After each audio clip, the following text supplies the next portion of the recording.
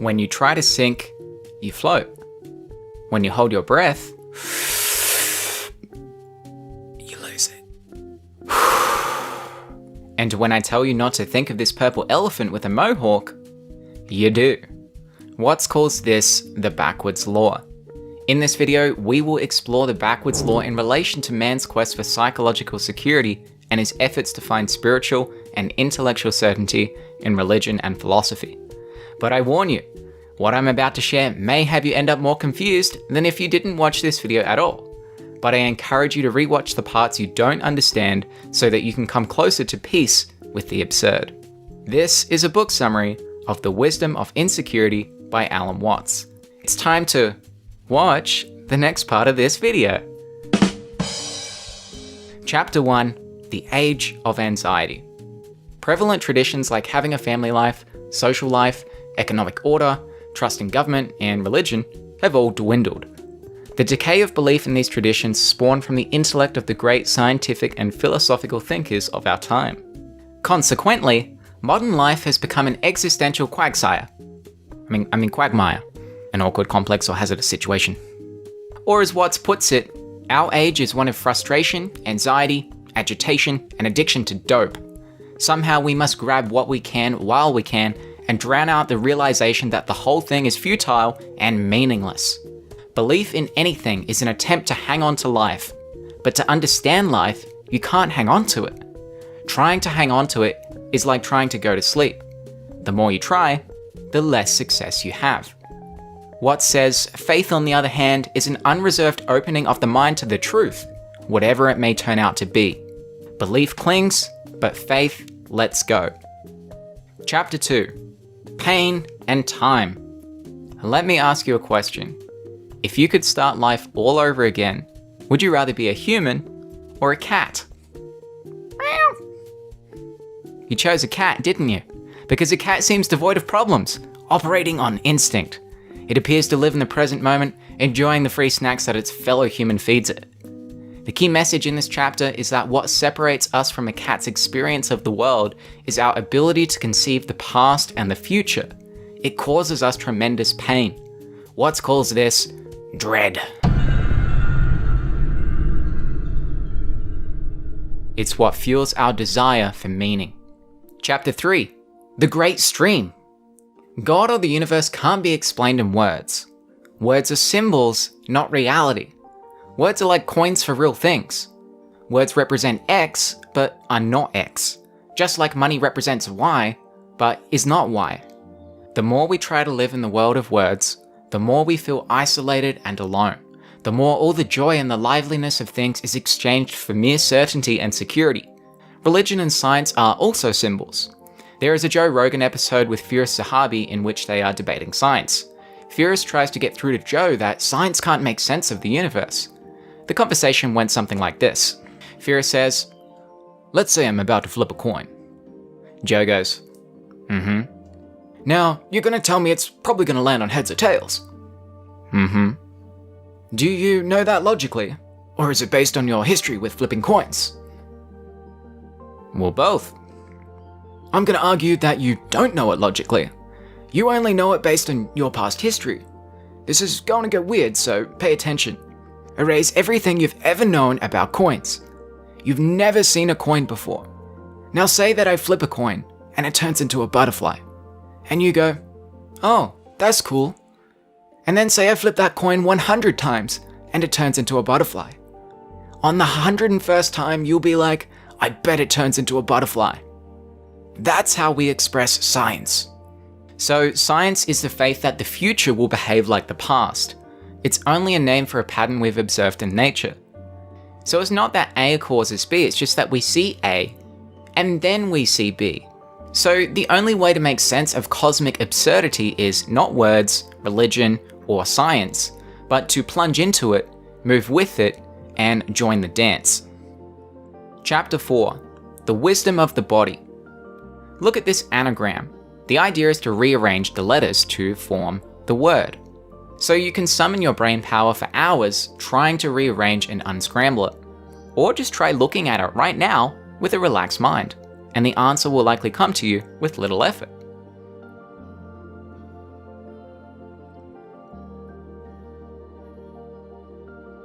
Let us know in the comments if you got it. So the yogis seem to be in tune with the wisdom of their bodies, whereas the West is obsessed with thinking. This bias for brain over body is demonstrable by man's slavery to clocks. Think about it. Isn't it absolutely crazy that you rely on a man-made clock to tell you when to eat, sleep, work, and relax?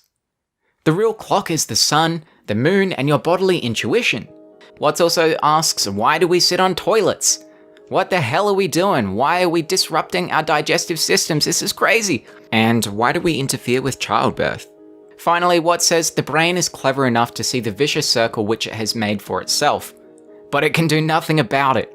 Seeing that it is unreasonable to worry does not stop worrying.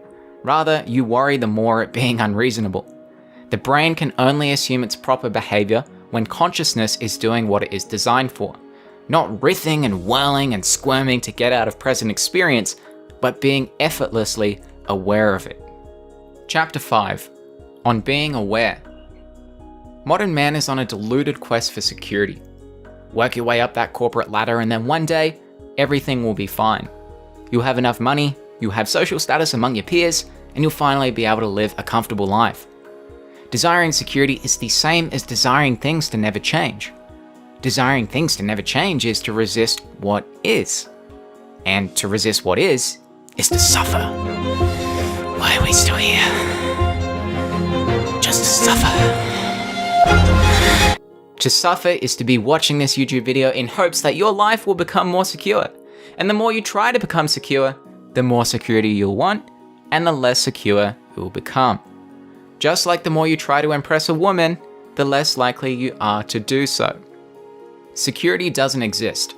The I doesn't exist. The act of trying to be more secure implies that there is a separate I from a future I.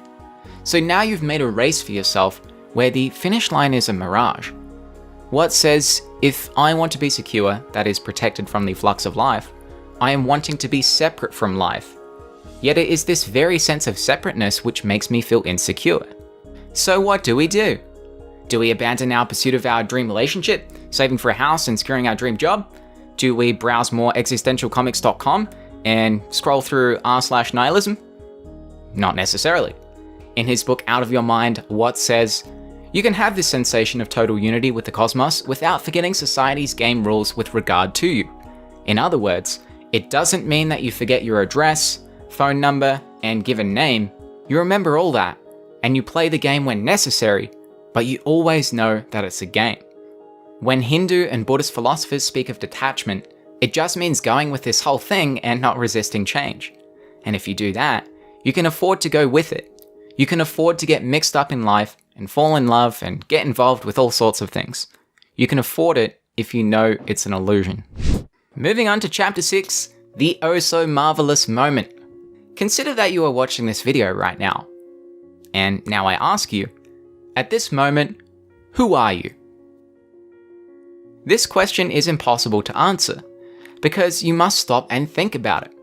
And when you've started thinking about it, you are now thinking about who you were in the past based on your memory. But I ask who you are now. Watts says we try to adapt ourselves to the mysterious present by comparing it with the remembered past by naming and identifying it. Saying, I'm lonely, is an attempt to separate yourself from the experience of fear. It's your attempt to make fear objective and separate it from the I. This is fear trying to separate itself from fear. Watts says this is like fighting fire with fire. So by being open to an experience without resisting or naming it, you can eliminate the conflict between the I and current reality. Chapter 7.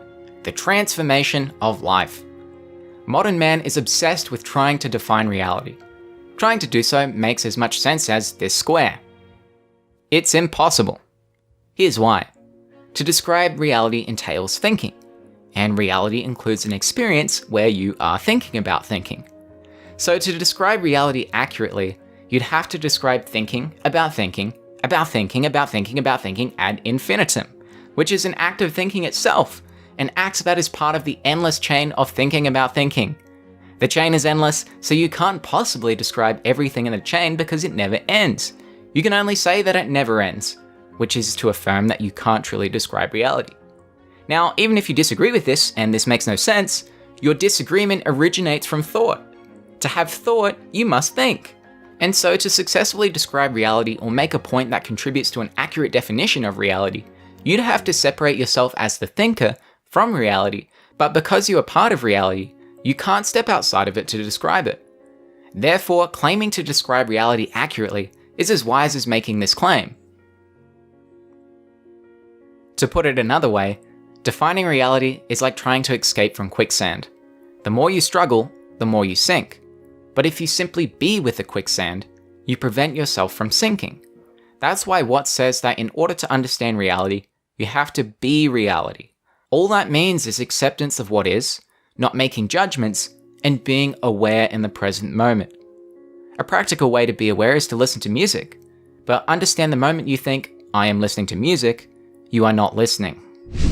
Chapter 8, Creative Morality. Creative morality is the working of love in human relations. Moralists, according to Watts, assume that man is basically selfish with an intrinsic bias towards evil. The moralist tries to enforce rules for change by praising those for whom he believes is doing right and scolds those for whom he believes is doing wrong.